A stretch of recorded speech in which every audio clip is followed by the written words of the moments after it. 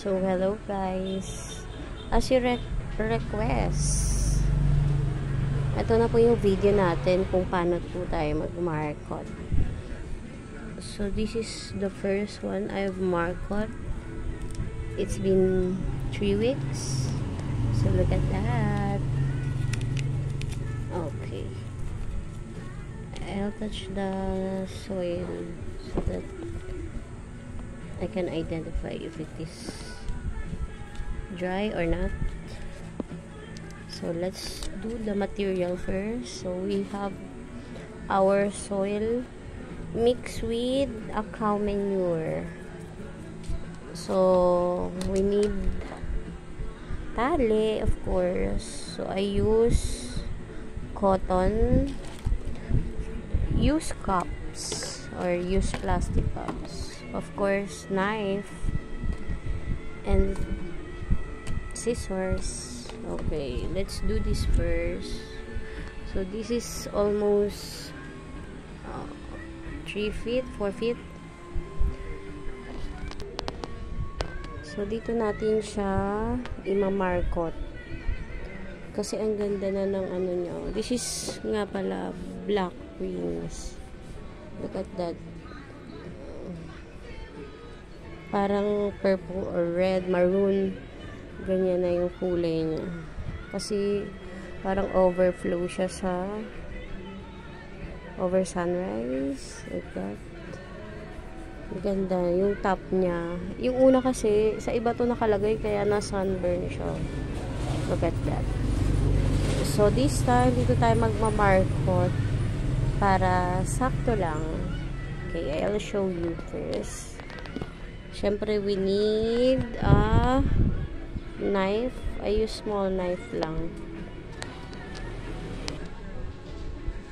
So, balatan lang po natin siya. Ito, like this. Up to there. Kung hanggang saan yung cup nyo. So, akin hanggang dyan lang siya. Kasi maliit lang yung cup na ginagamit. Ayan. So, this time na balatan na po siya. Ayan. So, punasan lang po natin yung dagta niya. Para medyo dry siya. Ganun lang po kasi yung ginawa ko eh. Ayan po. Punasan lang po natin. And next step, of course, our cup. Ayan. So, cut po lang natin siya ng diretso here up to bottom. Papakita ko po sa inyo. Wait lang po. Okay. So, using scissor, pinatulong po siya. Ito po siya. Ayan. And may butas po siya dyan sa gitna. And then, gagawin po natin is ipapasok lang po natin siya dito. Just wait. Papakita ko po sa inyo. Ipapasok lang po siya hanggang mag-fit po siya dyan. So, ayan na po siya pag nag-fit po siya. Pag ganyan na po siya. Okay. And then, lalagyan na po natin siya ng lupa inside. Tanggalin po na itong isang dahon kasi para hindi masira yung nasa itaas. So, I'll take this one. So, ayan. Okay, lagyan na po natin ng lupa. Okay.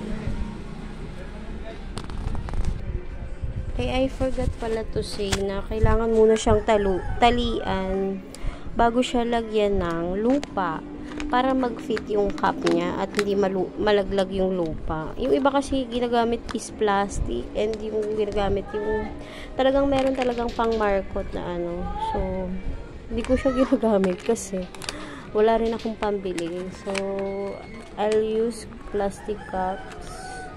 So, talian muna natin to. Papakita ko ulit mamaya pag okay na. Parang ganyan siya. Hindi mo siya kailangan nakaganyan. So, kailangan parang magkadikit sila para ma-close siya. Okay. Ayan. Pag okay na po siya, pwede na po natin siyang lagyan ng lupa. So, kuha tayo ng lupa rin.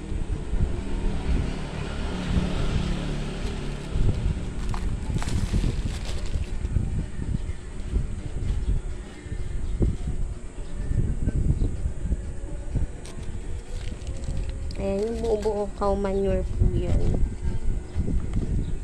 Pang-add ng nutrients sa ating soil. Ayan. So, last one. Ayan. And then,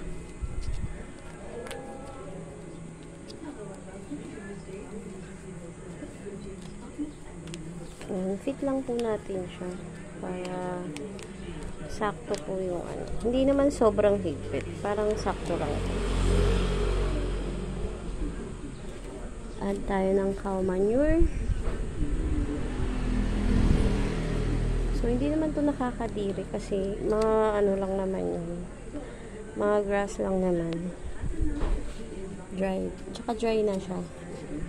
Hindi na siya talagang ano. So, add tayo ng cow manure. And add another soil. Yung soil ko, ano yan, may mga pataba na rin siya.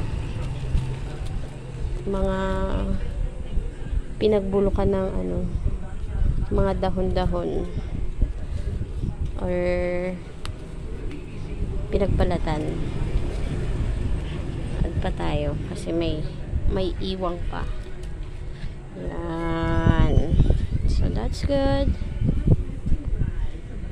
So, update ko kayo kapag same na rin siya ng ganito. I think I will add more soil here.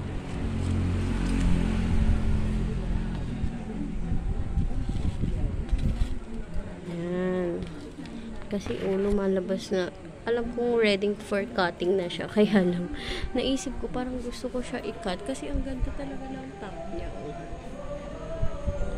And, eto naman, ang ganda, dalawa na yung tubo niya. Kasi, yung pinaka-tip niya, yung para bang pinaka-ganito niya, yung pinaka-tubo niya, ito.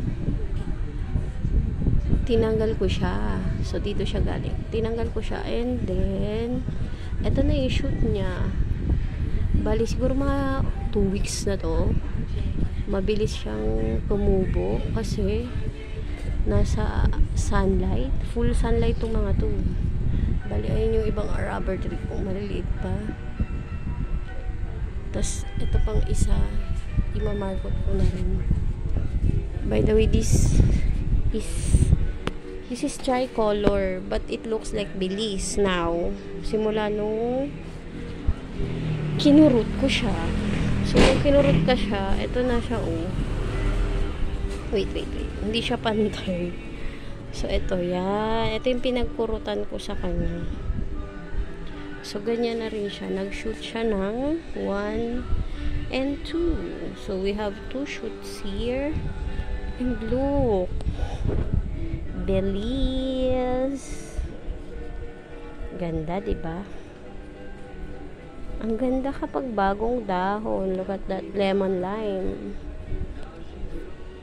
So, I will share that kapag after a week. Mabilis lang to parang mga 4, meron na siyang ugat. 4 days. Mabilis lang. So, update ko kayo. Ito na, medyo na sunburn siya sa dati niyang place. Kaya nilipat ko. Yung nag-full sun sila, sobrang ganda ng dahon. Ayan, oh, look at that. Ang kapal. Okay. Thanks for watching.